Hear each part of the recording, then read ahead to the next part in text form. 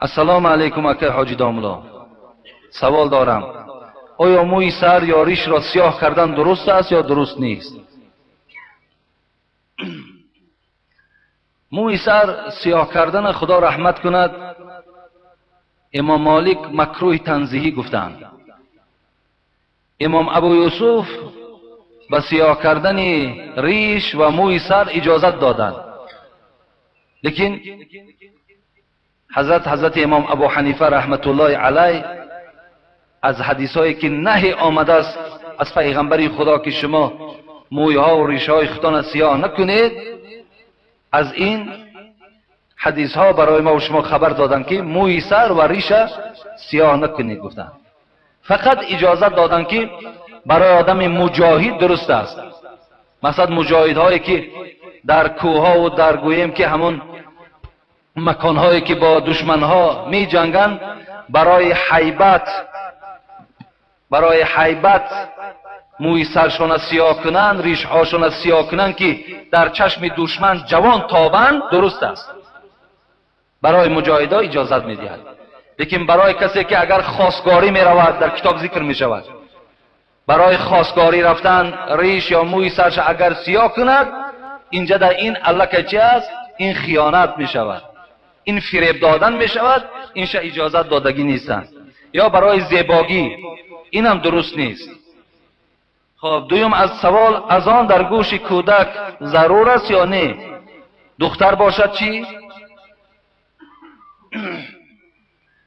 از آن در گوش کودک، چه دختر باشد چه بچه باشد، همون زمانی که تولد می شود باید که ما چکار کنیم؟ از آن در گوش او دهیم. و بعد از آن اقامه، چگونه که در نماز ما و شما میگوییم، چه دختر باشد چه بچه باشد.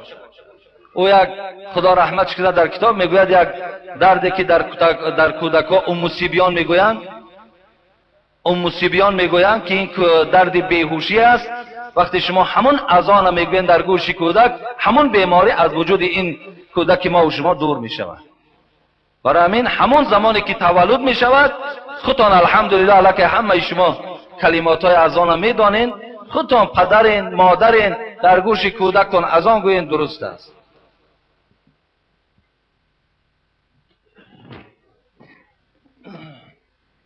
السلام علیکم. پیام از فرخار. بابای ایشان حاجی، اولا سلام عرض می دارم، ثانیا با یک سؤال خود پاسخی با ثواب از شما خواهانم. سله یعنی دستار در اسلام چه معنی دارد، چه مقامی دارد؟ بابایانی که می گفتند که نماز با سله از غیر آن افضل است، در چهار کتاب آمده که افضلیت با 72 بلکه زیاده درجه دارد. عالمان دور نه تنها این را نمیپذیرند بلکه میگویند که دروغ است. پس بابای ایشان بگوید سله ماندن در نماز چه معنا دارد و سله فقط برای نماز است؟ اینجا در این برادر خیلی گوییم که مقصدشون همین است که همه این خواندنم وقتمونم کمی میکند. مقصدشون هم همین است که امروز دوست می‌دارد که برادرای مسلمان به سله ببینند و آنچه که در کتاب‌ها آمده است اینا دروغ نگویند، بلکه گویند یک اشتباهی هست. اگر دروغ هم باشد گوید یک اشتباه هست، یگان سهوی هست. خب بلکه همون صاحبای کتابی که در کتابشون سله را صفت کردن، اونها را سنگ نزنن گفته بسیار خواهش کرده است که مقصد مردم به سله ببینیم. ما در اینجا یک چند چیزی از کتابها برای تقویت سخن این برادر برای سله از کتابها گرفتم، میخواهم برای شما خوانم. عن جابر رضی الله عنه ان رسول الله دخل یوم فتح مکه و علیه عمامة سوداء، رواه مسلم. مسلم که یکی از بعد صحیح بخاری صحیح مسلم میگوییم، حدیث میارد که وقتی پیغمبر خدا مکه مکرمه را فتح کردند، مردم وقتی به پیغمبر دیدن که مکه را می درآید، در بالای سرشان میگوید سله سیاه بود. این حدیث صحیح است. دیگر حدیث و علیه عمامة سودا قد ارخى طرفیها بین کتفیه، رواه مسلم. دیدیم پیغمبر خدا را که وقتی در مکه در آمدن بالای سرشان سله سیاه بود و همون فرش سله در بین دو کتف حضرت کشال بودند. اینم روایت مسلم است. در دیگر روایتی که در مسلم آمده است و فی روایت ان رسول الله خطب الناس و علیه عمامة سودا، پیغمبر خدا هم تا منبر در بالا بر آمدن و به مردم خطبه خواندن زمانی که میگه بالای سرشان سله سیاه داشتند. اینا دلالت به چی میکنن؟ دلالت به این میکنن که حبیب خدا این نوع لباس، این سله را دوست میداشتند و این هم در گویم که حیات خودشان استفاده میبردند. خیر شبابکم من تشبه بکهولکم و شر کهولکم من تشبه بشبابکم. دیگر حبیب خدا میگوید بهترین جوان همون جوانی است که خودش را با موی سفید تشبیه میکند. یعنی جوانی که ریش دارد، جوانی که گویم جامه دارد، جلک دارد، سله دارد، جوان است، لیکن خودش وقتی با موی سفید مانند میکند پیغمبر خدا گفت بهترین جوان تو هستی. وقتی موی سفیدی که سله ندارد پیغمبر میگوید ببین در دام و شر کهولکم، بدترین موی سفید همون موی سفیدی هست که خودش به جوان تشبیه کرده است. مقصد موی سفیدای ما امروز در جمعیت ما هست که من شر نیست به انگشتم هر کدام تو را نشان دهم. شاید تو این اکو گفتی همون محمد صاحب ایرانی که یک نکته بس است اگر شعور است ورنه چو چراغ پیش کور است. برای آدمی با فهم یک نکتهش بس است. شرط نیست که من به انگشتم اشارت کنم که ای بابا ریشت مثل کفن سفید شده سلت بمان. اگه اینش ده عیب است، اینش ده من این چیزم نمیپسندم. فقط وقتی که گفتیم انشاءالله باید اصلاحیت پیدا شود. این صفی بین میبینیم برادرها هم به خدا قسم سله را ببینید چقدر زیبا هست. یک قطار موی سفیدا بابای حاجی ها هم برادرها صاحب سله چقدر زیباگی صفه ببینید. برای همین منم از این حدیث های پیغمبری خدا را به اون خاطر نویساندم که اگر سله هاتان بالای سر باشد و ریش هاتان اگر از یک مش زیاد باشد خوش به حالتان، خوش به حالتان که انشاءالله شما همون صورت پیغمبری خدا را در خودتان پیدا کردید.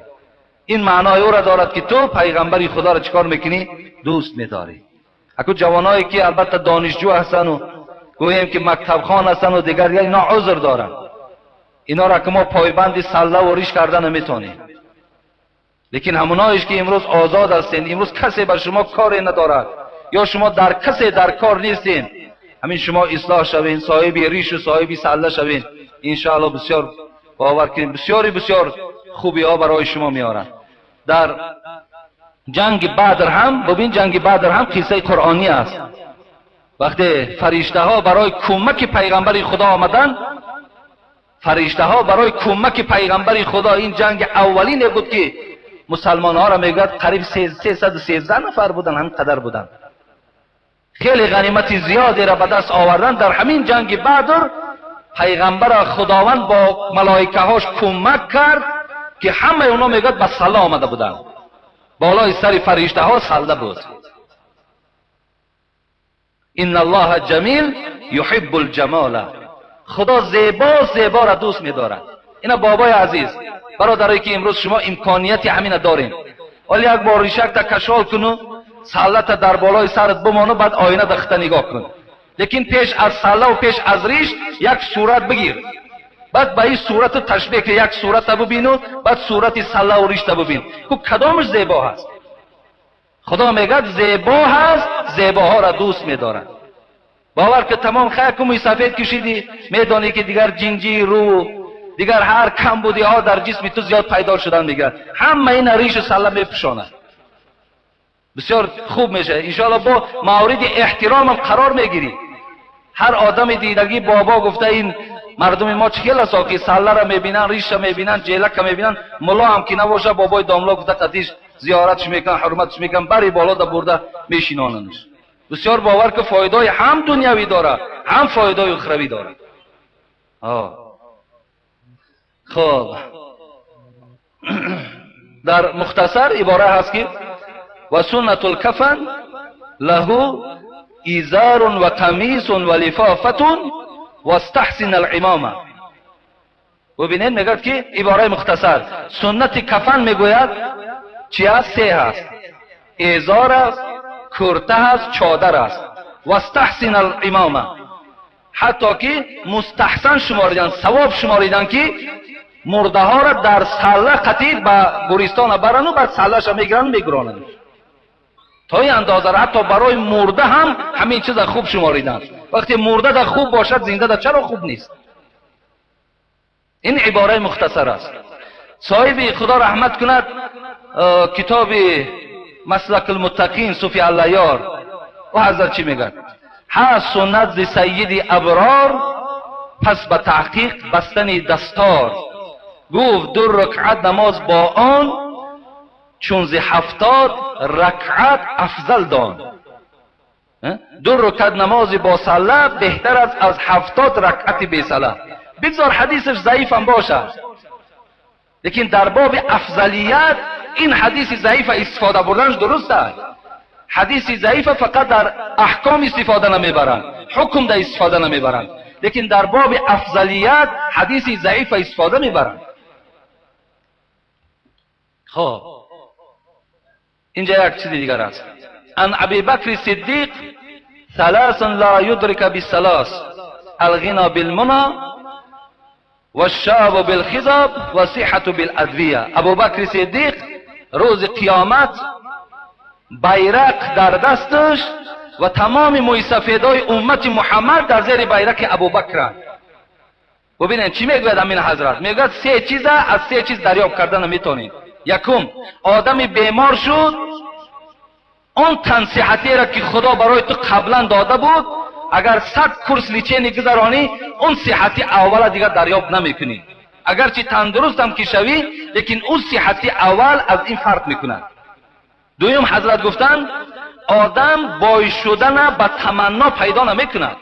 اصلا آدم هم میبینیم بسیار شرایط خوب داره و بعد به دل ما تمنا کنیم بایی شبین چقدر بایی خوب بوده، کاش که همین تا بای باشم. با کاشکی و با تمنا گفته است آدم بای نمی شود تا اگر خدا در ازل تو بایی را کشیدگی نباشد. سوم چی گفتن حضرت؟ سوم گفتن که و شاب بالخضاب، اگر آدم پیر هر چنده که خودش اگر رنگ و بارم که دیحد جوانی در او پیدا نمی شود. این آدم پیرانسال خدا تعالی ما هم که هر روز نه هر روز که ما هم در جمله شما هستیم ان شاء الله آینده ما هم که پیر میشویم، لیکن الحال آدمای مستفید اینا راو مثال همون لزوای ژلت برآمده سازی 3 تیغ دارد تامنی همون 3 تیغش قدی تازه رو تازه کن. کستونو برو پوش، توفلی های بچه ها میپوشن بچه پوش. کنی یک ببین همین تو بچه میشه یا نمیشه؟ نمیشه بچه. همون ماشینی را که بسیاری از صدمه دم میزنه و پیشی اوستا میبریش بعد گویم که بعد میگیرد شپکلاف کش میکنه و کرس کش میکنه و رشدش میکند، لیکن درونش خرابه، بیرونش زیبا درونش خرابه. آدم همین هست. برای همین ما زیباگی شما را پدرای عزیز برادرای مهربان من گپی سخت هیچ وقت به شما نمیگویم و نخواهم گفت، فقط این قدر خواهش دارم که همین دوستای خدایی که من از کتاباشون جمع کردم سخن همین دوستای خدا را نشکنید. همینا هم حضرت ها علم داشتن، محبت داشتن، لیکن صاحب ریش و سله بودن. خدا شما را در حفظ امانش نگه دارد. از خداوند تمنای او دارم که هفته گذشته هفته آینده اقلا همین موی سفیدها را بر ریش و به سله بینم. دیگر گفتی همون بچه ها مرد من به آرمان. انشاءالله بسیار خرسند میشیم باور کنید. خب وقت منم تمام شد. انشاءالله من این سوال ها را خیلی زیاد از قریب باور کنید در خانه 200 سوال زیاد ماندگی است. اینا را انشاءالله من برای شما در 2 جمعه 3 جمعه که دراو انشاءالله جواب میگویم. خب و بعدا خدا خواسته باشد باز همون موضوع هایی که در کار است برای شما میرسانم. دعا کنید. گفتن برادر قربان خان از زیرکی یک مبلغ دادم برای آبادی این مسجد. برادر محمد علی فرزندش خدا فرزنداش رحمت و مغفرت کند و این فرزند نوی که به خانه‌داری نو یک حیاتی مستقل دعوت کرده است خدا عمری دراز دهد. یک برادر در حق پدر و مادر و فرزندانش علی یک مبلغ داده است، خداوند هر آرزویی که دارد حاصل کند. یک برادر از واسه در حق رستم جان، خدا رحمت و مغفرت کند. رستم جان هم جنازش خوانده بودیم. برادر از دهنه در حق فرزندان گفته است، خدا فرزنداش اهل هدایت گرداند. برادر از کوه دامن حاجی فتح الله در حق فرزندان گفتن یک مبلغ دادن اینجا، خداوند فرزنداش توفیق هدایت و بابای حاجی فتح الله را خودش هم از کل آفات نگه دارد. در حق بابای پیری خدا رحمت و مغفرت کند. یک وقت در قوم ما و شما نماز میخوان الحال زیر خاک هستند. در حق مرحوم ایشان فیض الله ایشان سعید جان دعا کنید، خداوند این برادر ایشان ها را هم عمر دراز و تن صحت خدا نصیب روزیشان کند. در حق کسانی که کاغذ آوردند دعا کنید، کاغذایی که برای زیر پای شما در پرتافتگی هستند تا که شما را از خنکی محافظت کند. باز از همون کاغذها در کار شده است. داره عزیز اینجا یک عمارتی نو کردیم، در قسم پیش برای امامتی خودمان پیش میگذاریم و اینجا هم از همون کاغذهای کردانی در کار شده است. داره عزیز در کدامت باشد آورده همین مسجد فرارین چقدر باشد کم است، چقدر باشد کم است. خب در حق کسانی که در صندوق خیر کردند، خداوند خیر احساناتون قبول کند و برادر عزیز فراموش نکنید که انشاءالله کارهای مسجد ما باز شروع شد. همون گویم که کارهای وزنینش الحمدلله که همگی بوچیدگی است، همینطور میده کاریش ماندگی است، لیکن به هر حال هم که باشد خدا شما را نگه دارد. اول و آخر فضل خدا و مهربانی الله بود، بعدا دستگیری شما بود که امروز خیلی برادرها امروز صاحب جای شدگی هستند. باز از شما خواهش ما همین است که کمک کنین تا که یک گوره تا همین روزهای گرمی انشاءالله بود کنیم و به همین دیگر خاطر همه ما و شما جمع شود. اینجا در بابای هاشم برادر ما که شب مهمان ما بودن از چارتود آمدن که هر روز پنجشنبه زیارت مادر میکردن، امروز گفتن اکنون همین جمعیت دعا کند انشاءالله این هم همچون زیارت قبول از خدا این مادر را رحمت و مغفرت کند و بابای هاشم خدا خاتمه به خیر نصیبش کند. برادر ما عثمان جان هم در اینجا اشتراک داره، اینم از چارتود آمدن گفتن در حق مادرمان دعا کنید، خدا مادر رحمت و مغفرت و عثمان جان هم خدا ای کلی آفتان نگه دارد. یک برادر دیگه پدرشان پاکستان دا برده خوابانیدن بیمار بوده است، در حقش دعا کنیم. یک مبلغ هم برای مسجد یاردم کرده بودند، خدای مهربان اون پدر شفای کامل و شفای عاجل و این فرزند که تاجر از خدا در تجارتش برکات نصیب کند. برادر ما داملا حاکم هم که مریدای بابای ایشان نوردین جان هستند اینجا اشتراک دارند، خدا برادر حاکم جان هم تنی صحت و عمر دراز و خاتمه به خیر نصیب کند و اولاد بابای ایشان هم خدای همه گزنده و تهمت ها در حفظ امانش نگه دارد. آمین یا رب العالمین. همه خوش آمدین، در حفظ خدا باشین و تا جمعه آینده خدا خواسته باشد.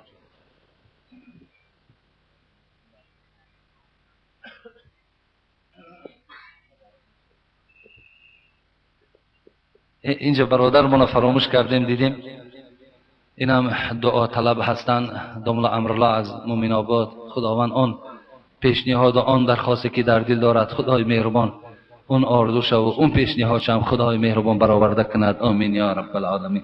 بسیاری برادرای هستین که پیشنهاد میکنیم من فراموش میکنم. ان شاء الله ما کو همون زمان شما میگین همون زمان دعا میکنم، لیکن گاه وقت فراموش که میکنم بخشش. بسیاری برادرها تا آمدنم از مسکو تلفن کردن که ما هم همون جا در قوم بودیم و امروز مثال استفاده میبریم از سخنهای شما، در حق ما هم دعا کنید. خدا همه برادرای مسافرهای ما و شما را هم صحت و سلامت خدا به مکانهاشان رساند و از کل آفت خدا نگهشان دارد. آمین یا رب. و کش تلفنات داده هم موضوع تلفن داره، نکنین تلفن نمانین داده، گم کنین همی آوازی تلفن.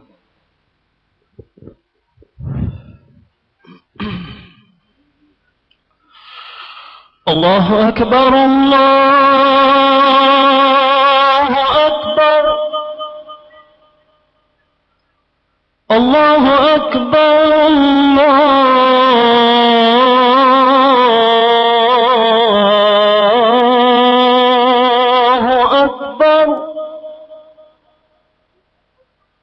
أشهد أن لا إله إلا الله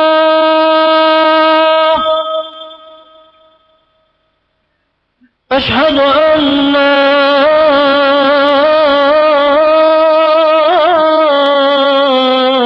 إله إلا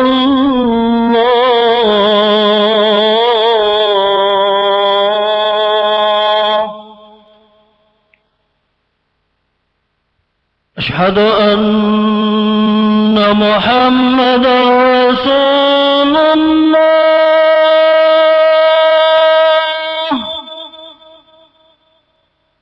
أشهد أن محمدا رسول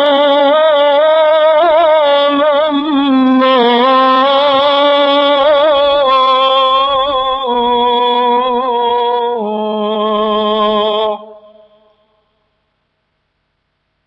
حي على الصلاة